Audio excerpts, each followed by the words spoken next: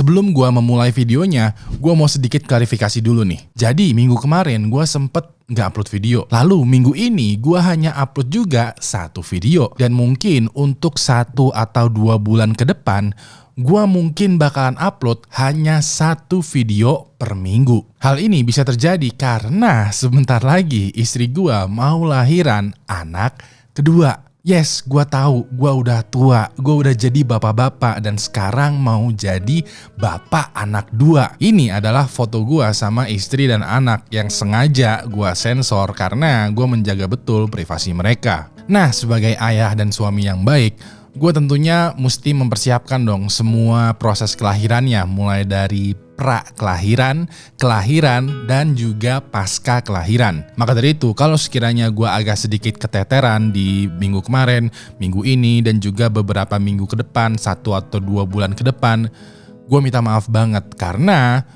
gue cuman manusia biasa dengan segala macam keterbatasan kemampuan dan juga waktu yang gak banyak. Tapi kalau sekiranya kondisi anak, istri, dan keluarga semuanya udah stabil, gue mungkin bisa lagi nih bekerja dengan full dan balik lagi ke jadwal biasa, yaitu upload 1 atau 2 video per minggunya. Nah, pada episode kali ini gue akan bercerita tentang kisah nyata mengerikan dari internet yang bertemakan scam. Pada cerita pertama, ada seorang pria yang bersaksi kalau dia pernah diculik sama alien. Lalu pada cerita kedua, ada seorang wanita yang pernah ditipu uang senilai miliar rupiah sama Brad Pitt. Yang terakhir, pada cerita ketiga, ada seorang pria yang mewariskan jutaan dolar tapi dengan sebuah plot twist berujung tragis. Tapi sebelum kita masuk ke detail kasusnya, hai semua, nama gue Ewing dan jangan lupa untuk subscribe karena gue bakalan upload satu video kisah nyata mengerikan setiap minggunya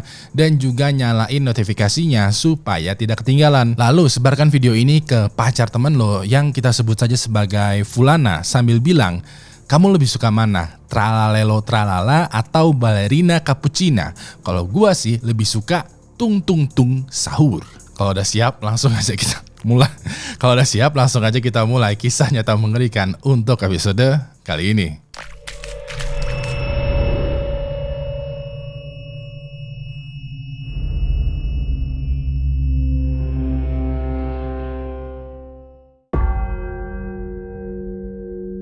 Pada tanggal 5 November tahun 1975, ada seorang pria bernama Travis Walton bekerja sebagai penebang pohon yang ada di hutan sekitaran Arizona, Amerika Serikat. Pada siang itu, seperti biasa, Travis bersama dengan anggota timnya lagi menebang pohon dan ketika malam sudah tiba, mereka semua naik mobil dan OTW pulang keluar dari hutan. Pas di tengah jalan, mereka semua melihat kayak ada cahaya yang terang banget dari satu arah di tengah hutan yang gelap ini. Karena kepo ya, Travis dan kawan-kawan mengemudikan mobilnya mendekati cahaya ini. Dan begitu sudah dekat, Travis yang kepo itu keluar dari mobilnya lalu berjalan mendekati sumber cahaya. Teman-temannya pada teriak dong, kayak pada bilang, Travis jangan, balik lagi ke sini, balik ke mobil, kita nggak tahu itu cahaya apa. Travis yang kepo mengabaikan peringatan dari kawan-kawannya dan terus aja berjalan mendekati sumber cahaya. Tiba-tiba cahayanya ini kayak berfokus pada Travis dan entah kenapa ya, badannya dia itu mendadak kaku, kesakitan, lalu berteriak sekencang mungkin. Lalu beberapa detik kemudian cahayanya ini itu langsung menyorot ke arah mobil dan fokus banget sama mobil ini. Secara refleks, orang-orang yang ada di mobil itu pada kesilauan lalu mundurin dong mobilnya. Seketika cahaya terangnya ini mendadak menghilang bersamaan juga dengan suara teriakan dan tubuhnya Travis. Beberapa momen selanjutnya, ketika orang-orang yang ada di dalam mobil udah pada nggak kesilauan, ketika matanya udah beradaptasi lagi dengan gelap, mereka semua mulutnya pada menganga, bingung, kaget, dan juga ketakutan karena Travis yang tadinya ada di hadapan mereka sekarang mendadak hilang. Pas ini, orang-orang yang ada di dalam mobil itu langsung panik dong. Mereka mundurin mobilnya dan sebisa mungkin, secepat mungkin keluar dari hutan. Begitu udah keluar, mereka langsung ke kantor polisi karena ingin melaporkan apa yang baru aja terjadi. Di kantor polisi, kawan-kawannya Travis bilang, Pak polisi, tolong Pak, teman kita Travis baru aja diculik alien. Di lain pihak, polisi yang mendengar laporan kalau Travis diculik sama alien atau UFO lah ya, itu nggak percaya dong. Kayak, masa sih? Kalian yakin? Kalian gak mabok? Kawan-kawannya ini pada bersumpah, pada bilang, beneran pak, tadi di hutan itu ada cahaya yang tiba-tiba menyedot Travis dan tahu-tahu dia menghilang begitu aja. Pas ini ya, polisi malah jadi curiga. Mereka kayak berpikiran kalau kawan-kawannya Travis itu semua menghabisi Travis, lalu menyembunyikan jenazahnya dan memalsukan laporan. Maka dari itu, polisi melakukan pemeriksaan secara mendetail dong. Mulai dari tes alkohol, tes urin, dan berbagai macam tes lainnya lah ya, untuk mencari tahu apakah kawan-kawannya Travis itu lagi di dalam pengaruh zat apapun. Dan hasilnya bener tuh, mereka semua 100% masih sadar, masih berpikir sehat, dan tidak dalam pengaruh zat apapun. Lalu polisi juga melakukan lie detector atau tes uji kebohongan, dan hasilnya adalah 5 dari 6 temannya Travis bilang kalau mereka semua jujur. Satunya lagi nggak lulus uji tes kebohongan karena dia masih shock, masih panik, khawatir, nggak stabil, pokoknya masih deg-degan banget. Jadinya hasilnya nggak akurat. Walaupun begitu, polisi pada nggak percaya tuh dengan cerita Travis diculik oleh alien. Menurut mereka, walaupun alibinya kuat dan lulus berbagai macam tes, cerita mengenai Travis diculik alien atau UFO itu bener-bener gak masuk akal men. Ini ada yang aneh nih. Maka dari itu, polisi memutuskan untuk melepaskan mereka semua. Tapi masih dalam pengawasan karena besok harinya pihak polisi bakalan memeriksa TKP. Hasilnya dari pemeriksaan ini ternyata walaupun tidak ada tanda-tanda Travis dihabisin oleh kawan-kawannya, tidak ditemukan juga tanda-tanda keberadaan Travis di sekitaran TKP. Bisa dibilang apa yang kawan-kawannya ceritakan mengenai Travis yang menghilang akibat diculik alien, mungkin itu ada benarnya juga. Namun pihak kepolisian masih nggak mau percaya. Mereka pun memasang poster Travis dan mengumumkan kalau Travis itu adalah orang yang menghilang. Tiba-tiba aja pada tanggal 12 November tahun 1975, sekitaran seminggu setelah Travis menghilang, tiba-tiba aja adiknya Travis yang bernama Dwayne itu mendapati satu panggilan telepon pada saat tengah malam. Begitu teleponnya diangkat, ternyata yang menelpon ini adalah Travis. Dalam teleponnya, Travis bilang kalau dia merasa nggak enak badan dan minta dijemput. Dia bilang juga kalau lokasinya dia itu sekitaran 80 km dari tempat di mana dia menghilang. Ya udah deh, Dwayne beserta dengan polisi, keluarga, dan juga kawan-kawannya Travis langsung menjemput Travis nih. Begitu ketemuan, dikarenakan Travis kelihatannya lemes banget, dia langsung dilarikan ke rumah sakit terdekat untuk recovery. Sekiranya Travis sudah mulai pulih, polisi, keluarga, dan juga kawan-kawannya pada kepo dong, bertanya-tanya apa yang sebenarnya terjadi. Pas ini Travis menjawab kalau dia beneran diculik oleh alien. Sekedar info aja, pakaian yang gua kenakan pada video kali ini berasal dari Kizaru World Official Shop. Beneran deh, sweater knitwear ini beneran keren banget asli, karena desainnya itu terinspirasi dari Naruto di momen ketika dia mengeluarkan Kyuubi-nya pas masih 6 ekor. Gue udah beli sendiri nih knitwear ini di ukuran XXL karena gue pengen agak logor gitu, dan pas gue pakai, wah, bahannya tuh adem tapi juga anget. Cocok banget lah buat suasana hujan-hujan gitu. Percaya deh, knitwear ini beneran bagus, keren, dan nyaman banget. Bahkan ya, gue beli satu lagi nih, knitwear dari Kizaru yang desainnya menurut gua cukup unik nih. Dan seperti yang lo lihat juga, Kizaru ini punya koleksi pakaian yang keren, unik, dan juga bagus banget.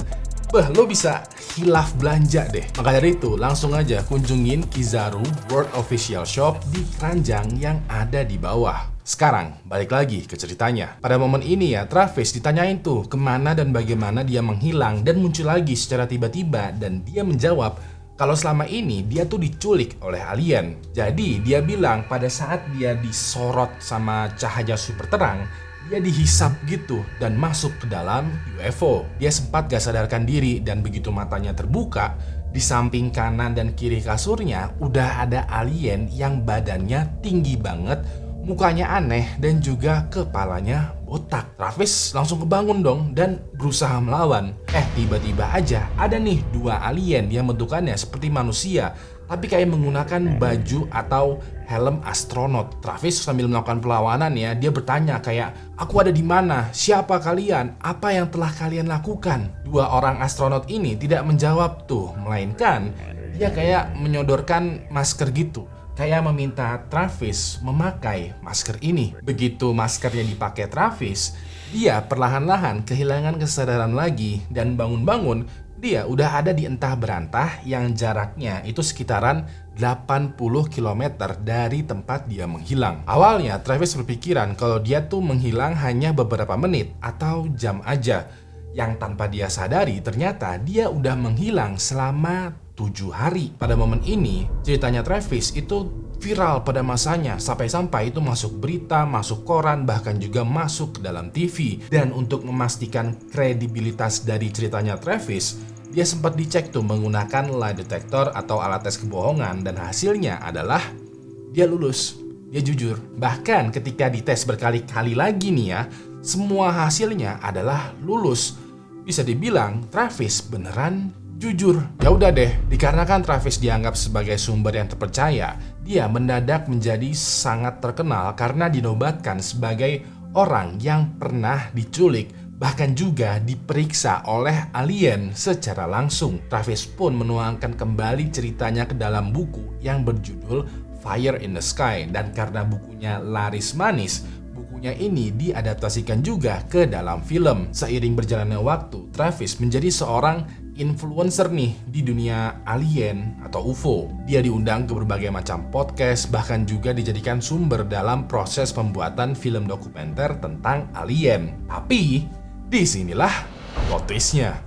Pada tanggal 19 Maret tahun 2021, iparnya Travis yang bernama Mike Rogers itu ngepost di Facebook bertuliskan, "Saya tidak ingin dikaitkan lagi dengan Travis perihal alien dan juga UFO." Lebih detailnya lagi, Mike menjelaskan kalau Travis itu kayak menyimpan rahasia, dan menurut firasatnya Mike ya, Travis itu bukanlah orang yang jujur.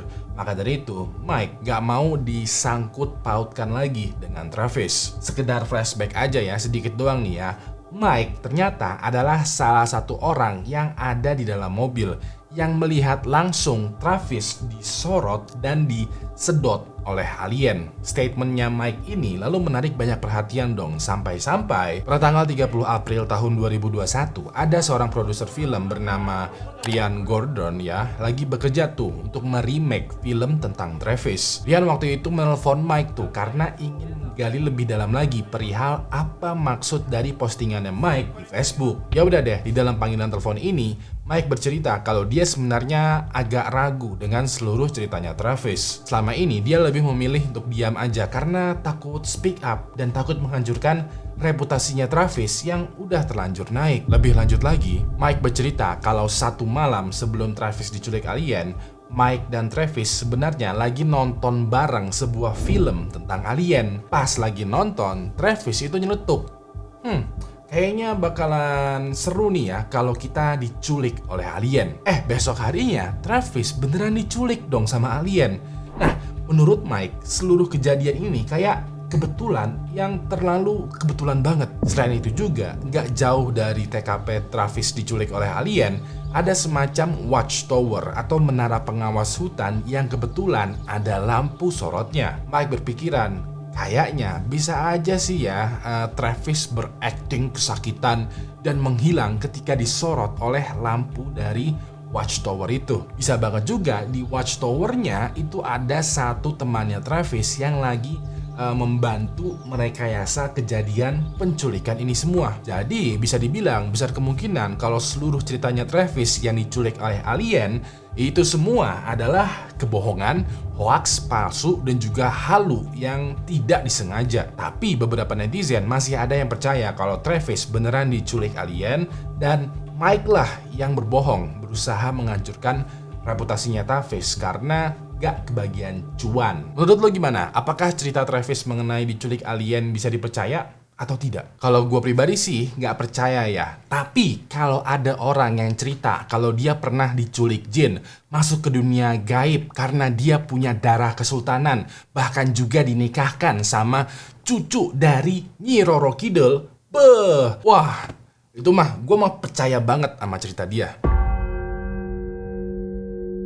Pada bulan Februari tahun 2023, ada seorang wanita bernama Anne berumur 51 tahun yang bekerja di sebuah perusahaan desain interior yang ada di Prancis. Pada bulan tersebut, Anne sebenarnya lagi di tengah proses perceraian dengan suaminya dan dikarenakan kesepian, Anne coba-coba tuh menginstal Instagram. Di dalam Instagram, Anne bersosial media tuh ngefollow teman lama, teman baru, pokoknya asik sendirilah karena baru pertama kalinya nih bermain sosial media. Tiba-tiba aja Anne mendapatkan DM dari seorang ibu-ibu lanjut usia juga bernama Jen Eta. Anne kenalan dong sama Jen dan sesama ibu-ibu ya, mereka ngobrol ya chattingan biasa lah ya. Setelah 2 bulan chattingan, Anne semakin kenal nih dengan Jen dan pas lagi ngobrol, pas lagi momennya asik nih ya, Anne curcol kalau dia sebenarnya lagi dalam proses perceraian, kesepian, makanya install Instagram deh. Nah, Jen menanggapin curcolnya Anne dengan bilang, "Wah, kalau kamu kesepian, coba deh ngobrol sama anak saya.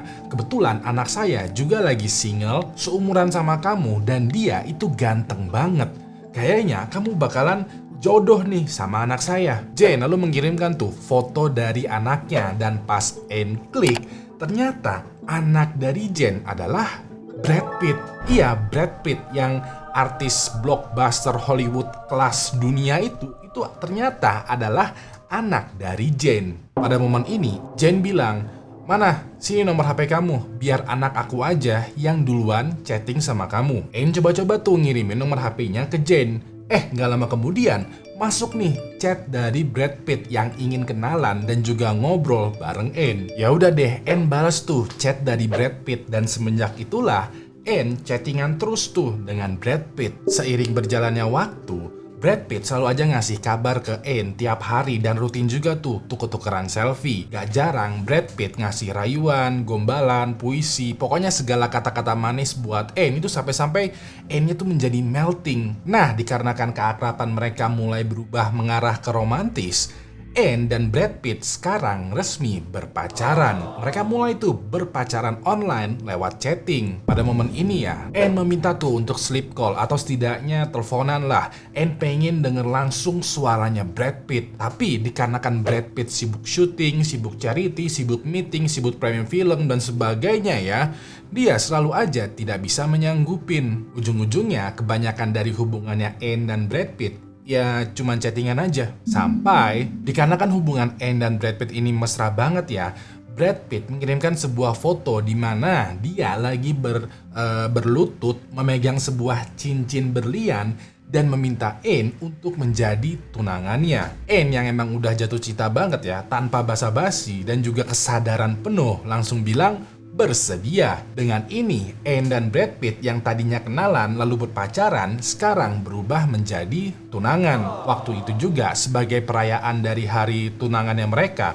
Brad Pitt bilang kalau dia telah mengirimkan hadiah berupa tas, baju, sepatu yang branded semua dan juga cincin tunangan untuk Anne. Tapi beberapa hari kemudian ada email nih yang masuk ke Anne yang mengatasnamakan bea cukai yang bilang kalau Anne mesti membayar sekitaran $5.000 atau senilaian 80 juta rupiah sebagai pajak. Anne kaget dong karena ini kan hadiah dari Brad Pitt. Kenapa jadi mesti bayar pajak kalau ingin menerimanya? Mana gede pula tagihannya? Anne tanyain lagi dong ke Brad Pitt dan Brad Pitt bilang, "Sayang, itu udah jadi hal yang normal. Aku kan ngirimnya dari Amerika Serikat ke Prancis. Pastinya ada bea cukai dong." Brad Pitt juga menambahkan, "Aku sebenarnya ingin cover biaya bea cukainya, tapi rekening aku masih dibekukan sama bank karena proses perceraian aku dengan Angelina Jolie masih berlangsung." Ya udah deh, Anne langsung mentransfer tuh duit sebesar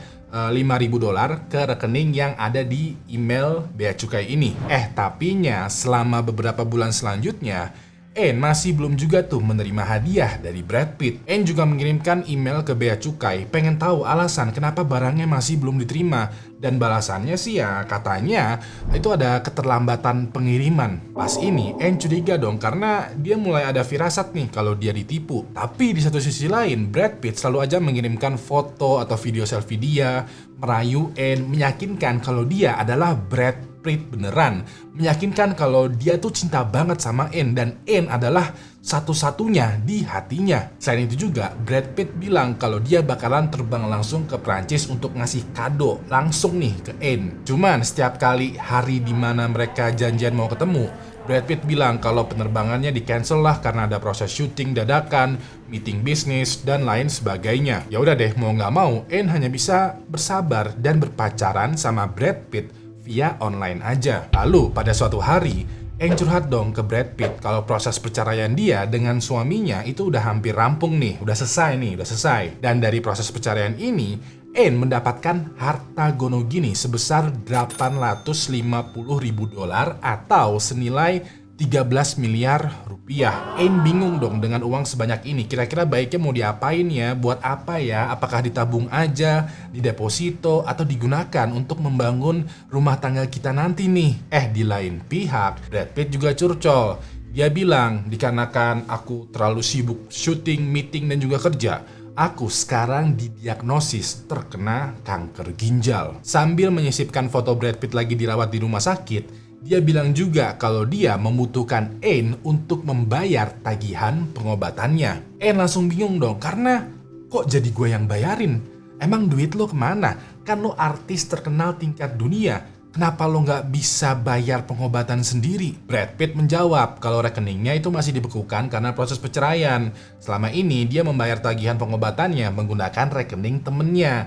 Cuman makin lama itu makin habis. Maka dari itu Brad Pitt membutuhkan transferan dari Anne. Nah, dikarenakan Anne iba dengan kondisinya Brad Pitt ya udah deh, Anne itu mentransfer duit tuh ke rekeningnya temennya Brad Pitt sebesar $50.000, $100.000, sampai bahkan $200.000 untuk biaya pengobatan. Di setiap transferannya, Brad Pitt mengirimkan beberapa foto dan juga selfie yang lagi di rumah sakit sebagai bentuk ucapan terima kasihnya. Anne menjadi agak lega dong karena di setiap foto atau videonya, Brad Pitt yang awalnya kelihatannya lemes banget, semakin lama sekarang itu semakin mendingan. Tiba-tiba aja pada bulan Juli tahun 2024 ada sebuah acara festival film yang diselenggarakan di Venice, Italia. Di beberapa liputan ada nih kameramen yang menangkap penampakannya Brad Pitt, tapi dia nggak sendirian, melainkan bergandengan tangan mesra dengan seorang artis lain bernama Ines de Ramon. Begitu melihat cuplikan berita ini, Anne langsung marah dong karena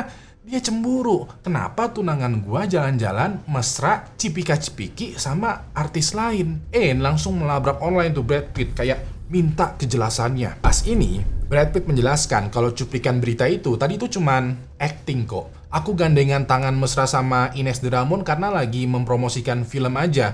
Kamu tahulah kalau kamu itu cintaku satu-satunya. Terus juga Brad Pitt mengirimkan satu klip berita gitu ya, yang bilang kalau Brad Pitt sebenarnya memiliki hubungan eksklusif bertunangan dengan seorang wanita bernama Anne. Anne di satu sisi mau percaya, tapi satu sisi lain dia mulai curiga banget karena berita mengenai Brad Pitt dengan Ines de Ramon itu lebih banyak dibandingkan berita dengan Anne bersama dengan Brad Pitt. Di momen inilah Anne mulai sadar kalau Brad Pitt yang selama ini chattingan, berpacaran, dan juga bertunangan dengan Anne merupakan Brad Pitt palsu. Dan selama 1,5 tahun Anne menjalaninya, dia udah mentransfer duit sekitaran $865.000 Amerika Serikat atau senilai 13,8 miliar rupiah ke Brad Pitt palsu. Seketika ya, Anne marah dong. Dia marah ke Brad Pitt palsu ini dan juga dirinya sendiri karena ternyata selama ini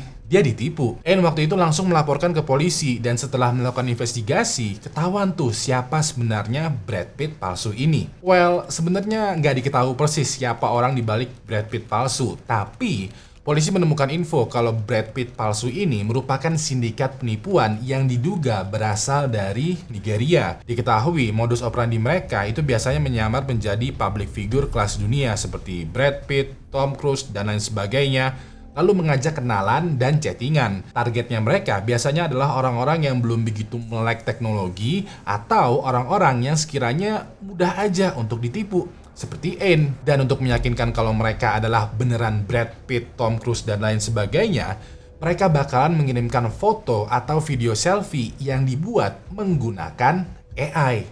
Beberapa hari selanjutnya, Anne mendapati sebuah email yang mengatasnamakan FBI. Dalam emailnya, FBI bilang kalau mereka telah berhasil nih melacak si pemilik rekening dari sindikat penipu yang mengaku-ngaku sebagai Brad Pitt. Anne senang dong karena wah, akhirnya ketangkep juga ini orang. Walaupun begitu, untuk bisa memberitahu informasi mengenai pelaku, Anne diharuskan untuk mentransfer Bitcoin sebesar $5.000 atau senilai 80 juta rupiah ke FBI. FBI bilang kalau ini adalah hal biasa, ini masalah administrasi gitu aja lah ya. Dan kalau Anne nggak mau juga nggak apa-apa, tapi kalau nggak mau transfer, FBI nggak menjamin nih kalau si pelaku itu bakalan ditangkap. Ya udah deh, karena Anne pengen segera pelakunya ditangkap, dia langsung pinjem duit ke keluarga dan juga kerabat dan langsung tuh mentransfer Bitcoinnya ke FBI. Beberapa waktu selanjutnya, Anne selalu aja tuh nunggu kabar lagi dari FBI.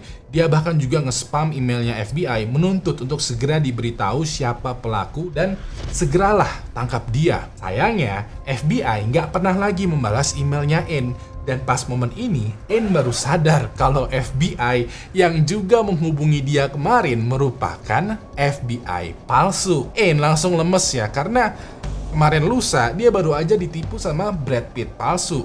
Sekarang ketipu lagi sama FBI palsu. Aduh, biasanya ya orang tua kita itu bilang kalau kita harus selalu berhati-hati di internet karena ada banyak penipuan di sana. Tapi, percaya atau tidak, justru orang tua kita lah yang biasanya tertipu di dunia internet. Nah, buat lo yang masih punya orang tua yang sekiranya belum begitu melek dengan teknologi atau belum begitu update mengenai teknologi terbaru, coba deh ya, ditolong, dikasih tahu, bahkan juga dibimbing baik-baik.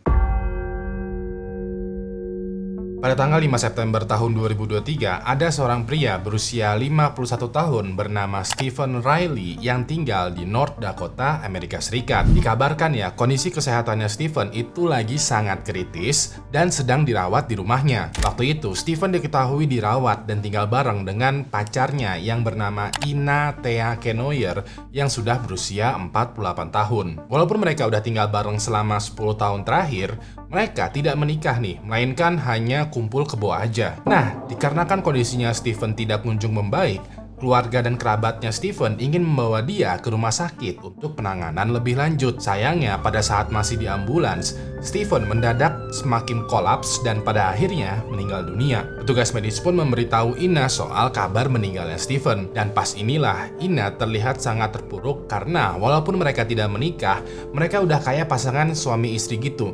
Jadinya Ina tuh sedih banget. Walaupun begitu, setelah dilakukan pemeriksaan lebih lanjut, tim medis dan juga polisi menemukan kalau Stephen meninggal bukan karena sakit, melainkan karena diracun. Dan setelah menginterogasi keluarga dan kerabatnya Stephen, ketahuan deh siapa yang meracuni Stephen beserta juga dengan motif yang melibatkan warisan yang juga ada plot twistnya. Jadi, kita flashback dulu. Pada bulan Agustus tahun 2023, Stephen menerima sebuah email dari kantor pengacara yang ada di London, England. Dalam email ini tertulis pemberitahuan resmi kalau salah satu kerabatnya Stephen yang tinggal di Irlandia ternyata telah meninggal dunia. Di balik email terlampir surat wasiat yang isinya tertulis kalau Stephen berhak menerima sebagian harta warisan dari mendiang kerabatnya. Yang bikin Stephen shock adalah nominal dari warisannya ini ternyata mencapai 30 juta dolar atau senilai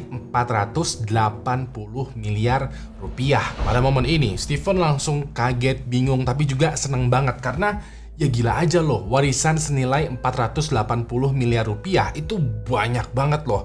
Ini bener-bener rezeki yang nomplok. Waktu itu Stephen kayak berangan-angan gitu, kayak wah, duit sebanyak ini bisa nih gue beliin tanah, dibikin usaha peternakan, pertanian, bisa belanja-belanja, dan lain sebagainya. Pokoknya segala macam mimpi yang dia dambakan selama ini bisa terkabul lah dengan duit warisan senilai 30 juta dolar. Di satu sisi lain, Ina yang selama ini tinggal bareng dan berpacaran dengan Stephen juga tahu dong mengenai warisan yang bakalan Stephen terima. Dalam angan-angannya ya, Ina juga berhayal nih, wah kayaknya nanti aku bakalan dibeliin rumah, perhiasan, mobil baru, pokoknya nanti aku bakalan kecipratan juga dong pastinya. Stephen yang mendengar angan-angannya Ina ini mah iya-iyain doang. Yang padahal dalam pikirannya Steven, dia nggak ada niatan sedikit pun untuk membagikan warisannya kepada Ina. Steven cuma sekedar iya-iya aja supaya cepet, supaya nggak ada perdebatan lah. Diketahui ya, walaupun mereka tinggal dan hidup bareng, walaupun mereka berpacaran,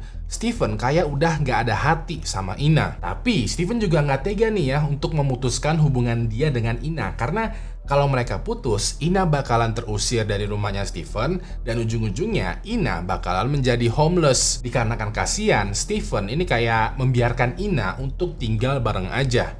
Ternyata ada salah satu temannya Steven yang kita sebut saja sebagai Fulan, mengetahui nih isi hati dan pikirannya Steven. Bisa dibilang Steven kayak pernah mabok dan curhat gitu ya ke Fulan perihal Steven yang udah gak cinta sama Ina dan bakalan meninggalkan Ina kalau Steven udah mendapatkan duit warisannya. Fulan malah cepu dong.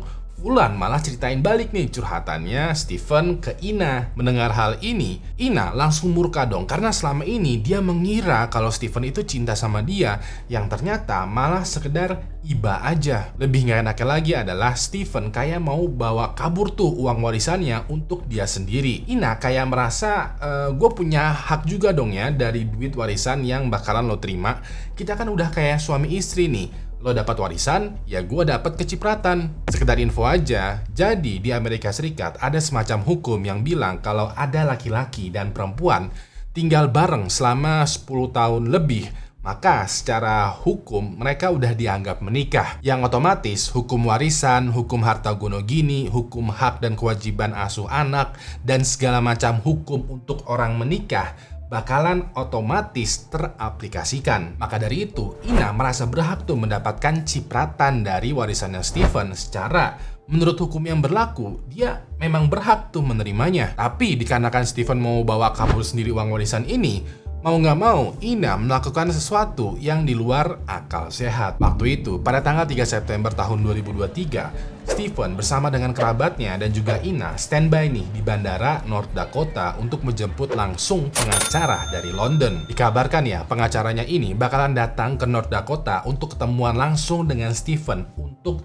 menandatangani dokumen dan berkas yang diperlukan untuk menerima warisan. Pada saat menunggu ini, tiba-tiba aja Steven kayak membungkuk kesakitan sambil juga memegang dadanya. Beberapa kerabatnya Steven khawatir dong karena takutnya Steven terkena serangan jantung dadakan tuh akibat terlalu excited nih menunggu kedatangan sang pengacara. Walaupun begitu, Ina malah meremehkan kondisinya Steven, kayak bilang, "Alah, itu palingan cuman sesak nafas dikit aja. Palingan itu sakit perut." Nggak lama kemudian Steven bukannya membaik ya, dia malah ambruk dan pingsan. Walaupun begitu, Ina masih nggak mau tuh membawa Steven ke IGD rumah sakit. Ina malah membawa Steven balik ke rumah karena Ina bersikeras kalau dia mampu merawat Steven. Ya udah deh, pada hari itu ya Steven dibawa balik tuh ke rumah bersama dengan Ina.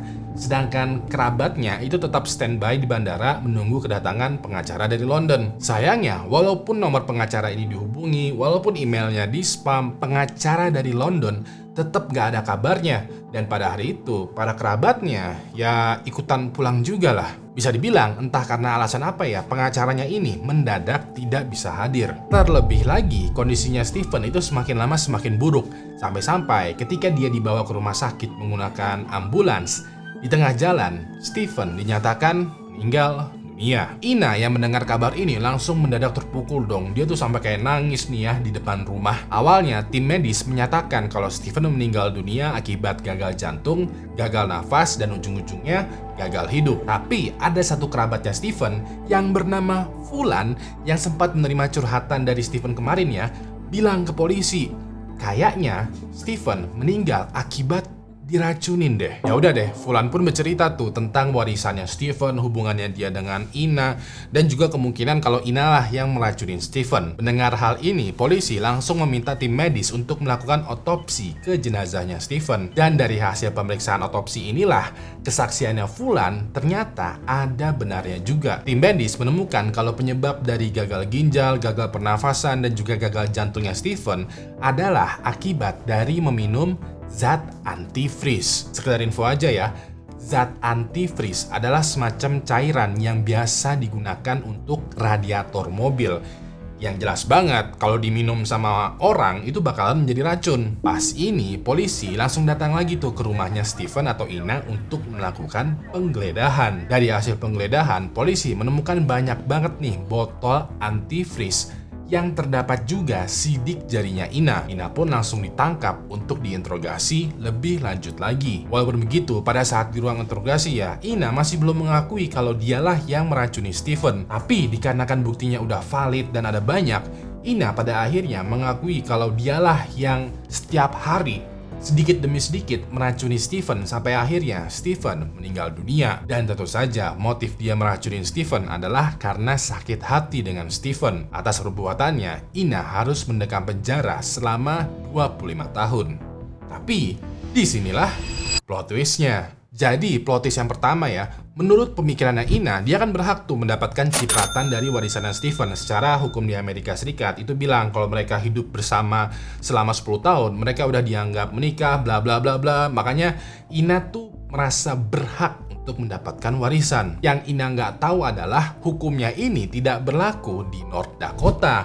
Yang artinya Steven dan Ina itu tidak dianggap sudah menikah walaupun sudah hidup bersama selama 10 tahun. Yang artinya sebenarnya Ina sama sekali tidak berhak mendapatkan cipratan dari warisan yang bakalan didapatkan oleh Steven. Lalu plot twist yang kedua, menurut pemikiran Steven, dia akan mendapatkan email tuh yang bilang kalau dia bakalan mendapatkan warisan senilai $30 juta dari kerabat jauh di Irlandia, yang padahal email mengenai warisannya ini merupakan email spam yang juga scam. Kalau lo udah lama bermain di internet ya, pastilah lo pernah mendapatkan email spam yang juga scam modelan kayak gini juga, yang isinya kayak, wah, ada Raja Wakanda yang ingin memberikan lo duit senilai $1 juta, atau lo berhak mendapatkan duit dari Princess Zimbabwe, atau selamat Anda mendapatkan duit undian sebesar sekian-sekian juta. Bisa dibilang Steven gak bakalan mendapatkan duit warisan senilai $30 juta